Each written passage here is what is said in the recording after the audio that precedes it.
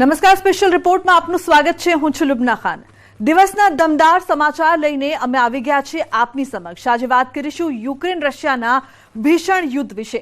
વાત કરીશું કોણ કોના પર ભારે પડી રહ્યું છે. સાથે જ અમેરિકાએ યુક્રેનને ખતરનાક ભેટ આપી છે. શું છે આ ભેટથી અને કેવી રીતે રશિયન સૈનિકો પર ભારે પડી રહ્યું છે તેના પર પણ નજર કરીશું.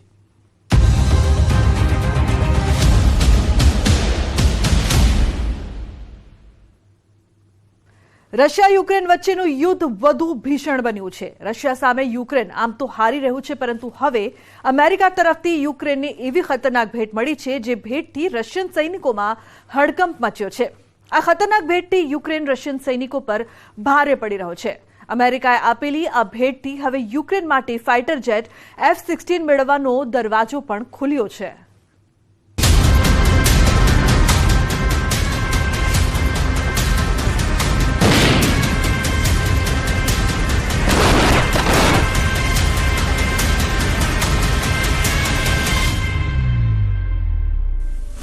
યુક્રેન પહોંચ્યું બાલાકોટ જેવા વિનાશક બોમ્બરનું કન્સાઇનમેન્ટ. વ્લાદિમીર ઝેલેન્સ્કીને મળી સૌથી ખતરનાક ભેટ. શું હવે જો બાઇડન હવે ઝેલેન્સ્કીને ખતરનાક F-16 પણ આપશે?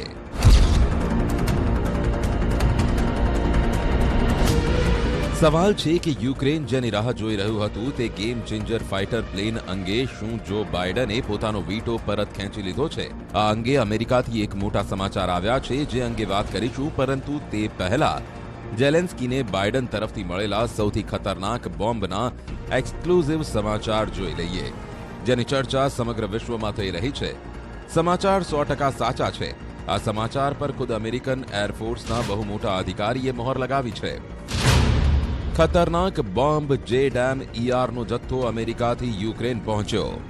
JDAM-ER એટલે કે joint direct attack munition extended range. અમેરિકાના દાવા મુજબ આ બોમ્બ યુક્રેન પહોંચવાના કારણે રશિયાના તમામ અડ્ડાઓ ખતરામાં છે. યુક્રેનના સ્ટોકમાં હાજર આ બોમ્બ 72 કિલોમીટર દૂરના ટાર્ગેટને બનાવી શકે છે નિશાન. ઘાતક બોમ્બ દુશ્મનના ટાર્ગેટને કેવી રીતે નષ્ટ કરશે તેની સાબિતી પણ જુઓ. જો કે યુક્રેનને અમેરિકા પાસેથી કેટલા બોમ્બ મળ્યા છે તેની માહિતી સામે નથી આવી, પરંતુ JDAM-ER બોમ્બ ઝેલેન્સ્કીના વેરહાઉસમાં હાજર છે અને એવા પણ સમાચાર છે કે યુક્રેનની સેનાએ આ બોમ્બનો રશિયા સામે પ્રયોગ પણ કર્યો. યુએસ એરફોર્સના જનરલ જેમ્સ હેકરનું માનીએ તો JDAM-ER બોમ્બ ફેબ્રુઆરીમાં જ યુક્રેન પહોંચી ગયા હતા. સૌથી મોટી વાત એ છે કે યુક્રેનને મોકલવામાં આવેલા આ બોમ્બ MK-80 સિરીઝના ડમ્બ બોમ્બ જેવા બનાવવામાં આવ્યા છે, જેનું નિશાન અચૂક છે. JDAM-ER ની ટેલ એટલે કે તેની પાછળનો ભાગ સંપૂર્ણપણે નવો છે. GPS અને ઇનર્શિયલ નેવિગેશન સિસ્ટમથી સજ્જ આ બોમ્બમાં ગાઇડન્સ સિસ્ટમ પણ છે, જેથી તેનું નિશાન ચૂકતું નથી. JDAM બોમ્બમાં ઘણી વિવિધતા છે. આ બોમ્બનો પહેલો પ્રકાર 500 પાઉન્ડ એટલે કે લગભગ 227 કિલોગ્રામ છે. બીજો પ્રકાર 500 પાઉન્ડ એટલે કે 456 કિલોગ્રામ અને ત્રીજો પ્રકાર 2000 પાઉન્ડ એટલે કે 908 કિલોગ્રામનો છે. જૂના JDAM લગભગ 24 કિલોમીટર દૂર ટાર્ગેટને હિટ કરી શકતા હતા, જ્યારે JDAM-ER લગભગ 72 કિલોમીટર દૂરથી લક્ષ્યને ભેદી શકે છે અને તેનો નાશ કરી શકે છે. યુક્રેનને મળેલા JDAM-ER બોમ્બની વાસ્તવિક તાકાત કેટલી છે તેના વિશે કોઈ નક્કર માહિતી નથી, પરંતુ તે વાત ચોક્કસ છે કે બાઇડને ઝેલેન્સ્કીને સૌથી અદ્યતન JDAM બોમ્બ આપ્યા છે.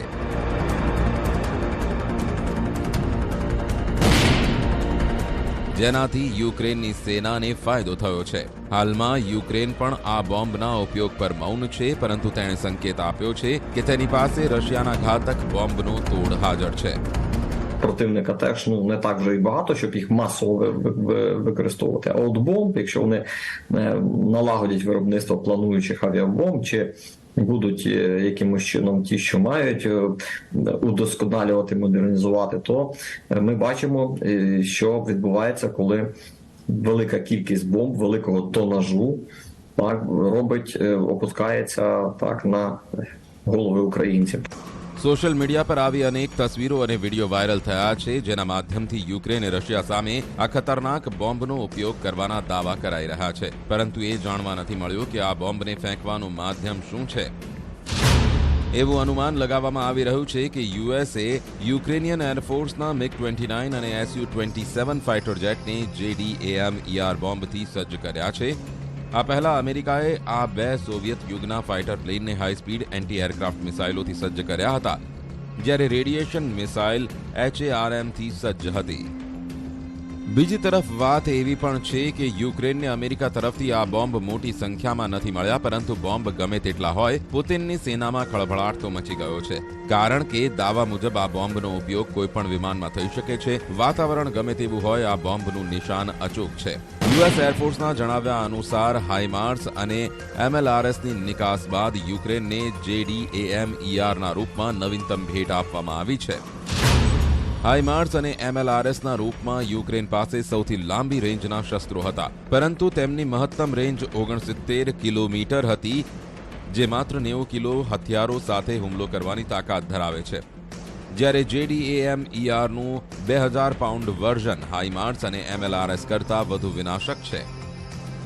એક દાવો એવો પણ છે કે યુક્રેન આ બોમ્બ વડે રશિયન પુલ, મોટી ઇમારતો, એર ડિફેન્સ સિસ્ટમ અને મજબૂત કિલ્લાઓને નિશાન બનાવવાનું વિચારી રહ્યું છે. ઝેલેન્સ્કી લાંબા સમયથી યુએસ સહિત તેના 54 મદદગાર દેશો પાસેથી લાંબા અંતરના શસ્ત્રોની માંગ કરી રહ્યા છે. ટેન્ક્સ બાદ તેની સૌથી મોટી માંગ F-16 જેવા ફાઇટર જેટની છે, પરંતુ જો બાઇડને F-16 આપવા સ્પષ્ટ ઇનકાર કરી દીધો છે. We know the Germans are now sending tanks in after the U.S. said it would send Abrams tanks as well. But we know President Zelensky continues to say what he really needs are F-16s. Will you send F-16s? Look, we're sending him what our seasoned military thinks he needs now. He needs tanks, he needs artillery, he needs air defense, including another HIMARS. There's things he needs now that we're sending him to put him in a position to be able to make gains this spring and this summer going into the fall. You don't think he needs F-16s now? No, he doesn't need F-16s now. આ દરમિયાન હવે અમેરિકાથી મોટા સમાચાર સામે આવ્યા છે, જે મુજબ બાઇડને યુક્રેનને F-16 આપવા અંગે પોતાનું મંતવ્ય બદલ્યું છે. આ અંગે અમેરિકામાં ગુપ્ત પ્લાનિંગ પણ કરવામાં આવી રહ્યું છે. દાવા મુજબ યુક્રેનના કેટલાક પસંદગીના પાયલટ F-16 ઉડાવવાની તાલીમ લેવા માટે અમેરિકા પહોંચ્યા છે. આવી સ્થિતિમાં સવાલ એ છે કે શું અમેરિકાનું F-16 પણ યુક્રેન પહોંચશે? પશ્ચિમી દેશોના મીડિયામાં હલચલ ખૂબ વધી છે. દાવો કરવામાં આવી રહ્યો છે કે યુક્રેનના 2 પાયલટ અમેરિકામાં હાજર છે, જે એ સમજવાની કોશિશ કરી રહ્યા છે કે F-16 ફાઇટર પ્લેન ઉડાવવાની ટ્રેનિંગ કેટલા દિવસમાં પૂરી થઈ શકે છે. એવું પણ કહેવામાં આવી રહ્યું છે કે ટૂંક સમયમાં યુક્રેનના 10 વધુ પાયલટ અમેરિકા પહોંચીને F-16ની ટ્રેનિંગમાં જોડાઈ શકે છે. આ સમાચાર બ્રિટિશ પ્રધાનમંત્રી ઋષિ સુનકની જાહેરાત બાદ આવ્યા છે, જેમાં તેમણે રોયલ એરફોર્સના ફાઇટર પ્લેન માટે યુક્રેનિયન પાયલટને તાલીમ આપવાનું વચન આપ્યું છે. વાયુસેના યુરો ફાઇટર, ટાયફૂન ફાઇટર એરક્રાફ્ટને ઉડાવવાની તાલીમ આપી શકે છે.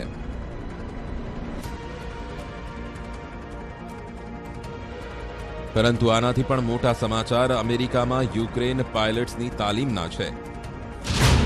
જો કે ગયા વર્ષે જુલાઈમાં જ યુએસ સંસદે યુક્રેનિયન પાયલટ્સની તાલીમ માટે 818.5 કરોડ રૂપિયાના ફંડને મંજૂરી આપી હતી, જેનો અમલ કરવાની કવાયત પણ શરૂ થઈ ગઈ છે. પરંતુ પ્રશ્ન યુક્રેનને F-16 આપવાનો છે. મહેનત બાદ ઝેલેન્સ્કી નાટો દેશોમાંથી અબ્રામ્સ, લેપર્ડ 2 અને ચેલેન્જર 2 ટેન્કો મેળવવામાં સફળ થયા છે. આવી સ્થિતિમાં હવે તેમનું ધ્યાન નાટો ફાઇટર જેટ પર છે. તેમણે આ અંગે બાઇડન સાથે પણ વાતચીત કરી છે. રશિયા સામે ટકી રહેવા માટે ઝેલેન્સ્કીને સ્વીડનના ગ્રિપેન, બ્રિટનના યુરો ફાઇટર ટાયફૂન, જર્મનીના ટોર્નાડો S, ફ્રાન્સના મિરાજ 2000, રફાલ અને અમેરિકાના F-16ની જરૂર છે. Проговорили питання сьогодні також. Ми далекобійної зброї та зброї, яка ще може постачатись в Україну і до цього її не було. І це дуже важливо. Пане президенте, я знаю, що Очікується потужний пакет оборонної підтримки для України. І саме зараз такий вагомий пакет є однозначним сигналом, що у російських спроб реваншу не буде шансів. І ми разом захистимо наші українські міста, наших людей від терору Росії і потужно зміцнимо імпульс до нашої перемоги. યુએસ યુક્રેનને F-16 સપ્લાય કરશે કે નહીં તસવીર હજુ સુધી સ્પષ્ટ થઈ શકી નથી, પરંતુ પોલેન્ડ પહેલેથી જ કહી ચૂક્યું છે કે તે યુક્રેનને કેટલાક F-16 આપવા તૈયાર છે. અગાઉ બાઇડનની પોલેન્ડ મુલાકાત દરમિયાન બાઇડન જ્યાં રોકાયા હતા તે હોટલની સામે યુક્રેનના લોકોના ટોળાએ પણ F-16 આપવા માટે પ્રદર્શન કર્યું હતું. મોટી વાત એ છે કે ફ્રાન્સના રક્ષામંત્રીએ પણ યુક્રેનને તેના પાયલોટને ટ્રેનિંગ આપવા માટે અને રશિયન હુમલાનો સામનો કરી રહેલા આ દેશને ફાઇટર જેટ આપવાનું કહ્યું છે. દાવા મુજબ ફ્રાન્સ તેના કેટલાક મિરાજ 2000C ફાઇટર જેટને કીવ મોકલી શકે છે. જો યુક્રેનને મિરાજ 2000 પણ મળે છે તો તેની સાથે પહેલાથી જ હાજર JDAMER જેવા બોમ્બની મદદથી તે બાલાકોટની જેમ એર સ્ટ્રાઇક માટે પણ સક્ષમ બની શકે છે. આવી સ્થિતિમાં સવાલ એ છે કે શું ઝેલેન્સ્કીને એક જ સમયે દુનિયાના બે સૌથી ઘાતક ફાઇટર જેટ મળવા જઈ રહ્યા છે? જો અમેરિકા અને ફ્રાન્સ યુક્રેનને F-16 અને મિરાજ 2000 આપે તો પુતિનની પ્રક્રિયા શું હશે? તે સ્પષ્ટ છે કે આના ઘાતક પરિણામની જાણ જો બાઇડન અને ઇમેન્યુઅલ મેક્રોને પણ જરૂર હશે.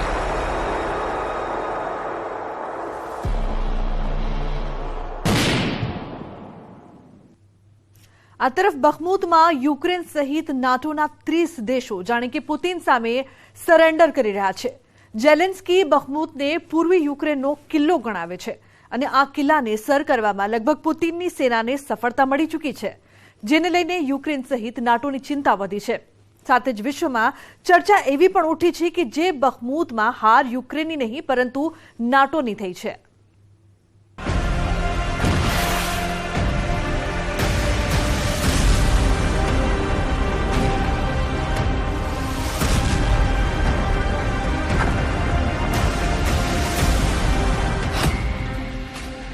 શું બખમુતમાં યુક્રેનને મળેલી હાર એ નાટોને મળેલી અત્યાર સુધીમાં સૌથી મોટી અને શરમજનક હાર છે?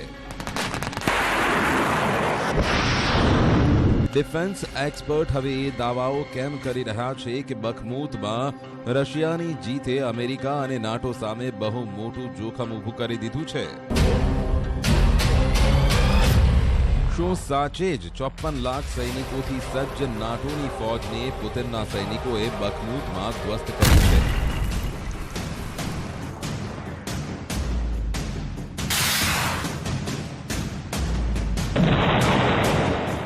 શું 45 વર્ષના જિદ્દી ઝેલેન્સ્કી અને 80 વર્ષીય રાષ્ટ્રપતિ જો બાઇડનની તમામ હોશિયારી અને ધમકીઓ પર 70 વર્ષીય પુતિનની સુપર એક્શન ભારે પડી છે?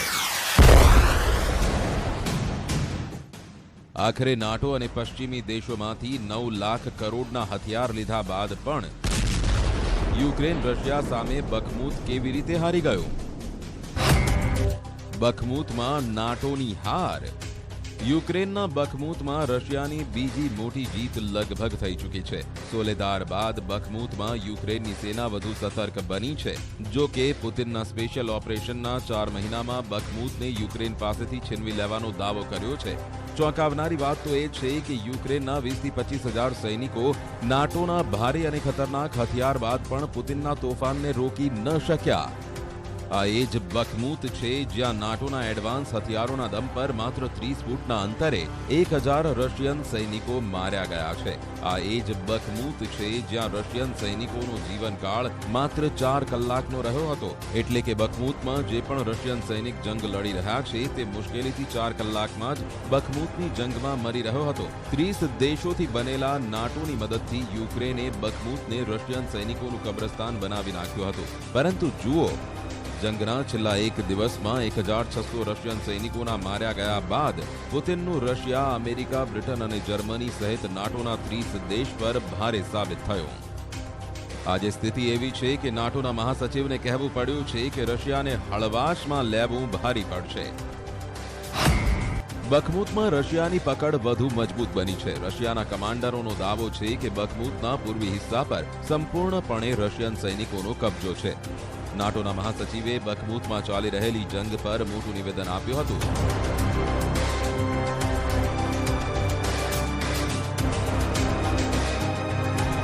નાટો એક તરફ એ માનીને ચાલી રહ્યું છે કે બખમૂત પર રશિયન સૈનિકોનો સંપૂર્ણપણે કંટ્રોલ છે. નાટોના મહાસચિવ જેન્સ સ્ટોલ્ટનબર્ગે ત્યાં સુધી દાવો કર્યો છે કે રશિયાને નબળું સમજવું બહુ મોટી ભૂલ સાબિત થશે. નાટો એટલું વધારે ચિંતામાં મુકાયું છે કે હવે રશિયાને રોકવા માટે યુક્રેનને નવા $158 બિલિયન હથિયાર અને મદદ આપવા જઈ રહ્યું છે. આ તરફ રાષ્ટ્રપતિ ઝેલેન્સ્કી સ્પષ્ટ કહી દીધું છે કે બખમૂત પર રશિયન સૈનિકોનો કબજો થવા પર યુક્રેનમાં એક એવો રસ્તો રશિયાને મળી જશે જ્યાંથી તે યુક્રેનના અન્ય શહેરોમાં કબજો કરવાની શરૂઆત કરી દેશે. ઝેલેન્સ્કી બખમૂતને પૂર્વી યુક્રેનનો કિલ્લો ગણાવે છે, જેના પર પુતિને કબજાનો દાવો કર્યો છે.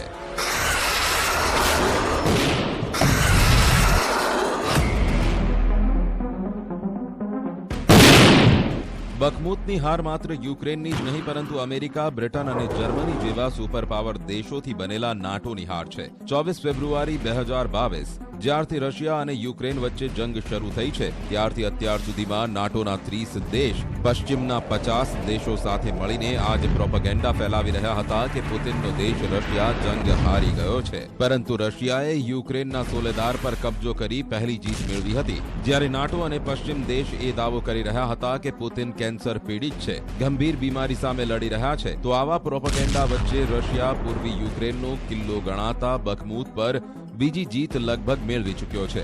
આવામાં હવે ઝેલેન્સ્કીને સમજાઈ નથી રહ્યું કે કરવું તો કરવું શું, કારણ કે નાટો મહાસચિવે તો સ્પષ્ટ કહી દીધું છે કે બખમૂત પર રશિયા ગમે તે સમયે કબજો કરી શકે છે.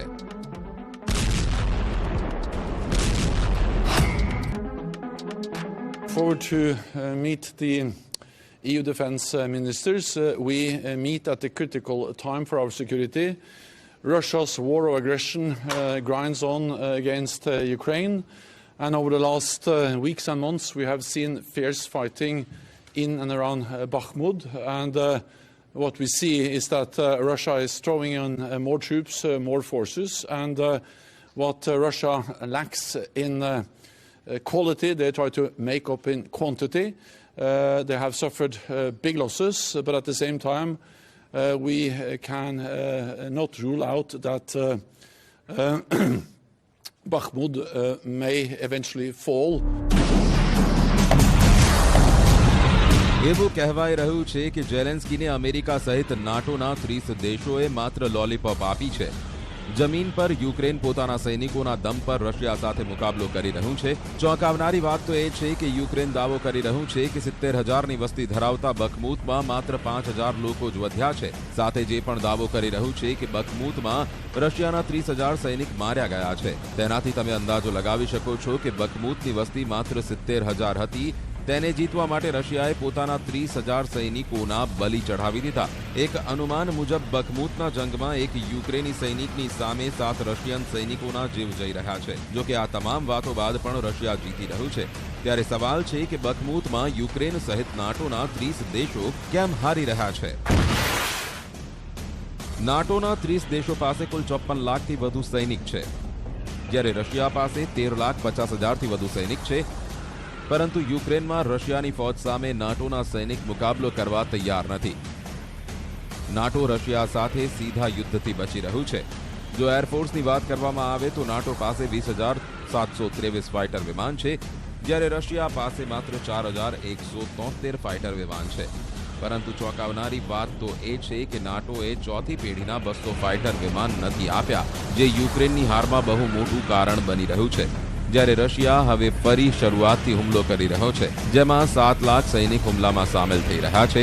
ત્યાં સુધી કે રશિયાએ જંગના મેદાનમાં 2000 ટેન્ક ઉતારવાનું એલાન કર્યું છે, જ્યારે રશિયાના 700 ફાઇટર વિમાનના જવાબમાં હજુ સુધી યુક્રેનને એક પણ એડવાન્સ ફાઇટર જેટ નથી મળ્યું, અને ન તો મળવાની કોઈ આશા છે.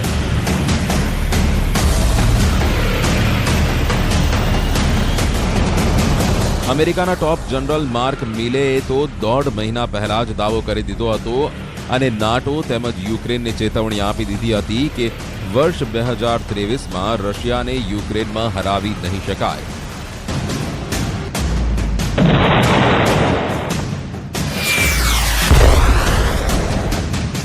નાટો અને પશ્ચિમી દેશો સહિત કુલ 80 દેશો રશિયા વિરુદ્ધ યુક્રેનની મદદ કરી રહ્યા છે, પરંતુ પુતિનનો દેશ રશિયા એટલા ઘાતક હુમલા કરી રહ્યો છે કે યુક્રેનને 9 લાખ કરોડના હથિયાર પણ હજુ સુધી નથી બચાવી શક્યા. ચોંકાવનારી વાત તો એ પણ છે કે એક અનુમાન મુજબ નાટો અને પશ્ચિમી દેશોના 300 ટોપ જનરલ પણ એકલા પુતિનનો સામનો કરી નથી શકી રહ્યા. પછી તે અમેરિકાના ટોપ જનરલ માર્ક મિલે જ કેમ ન હોય.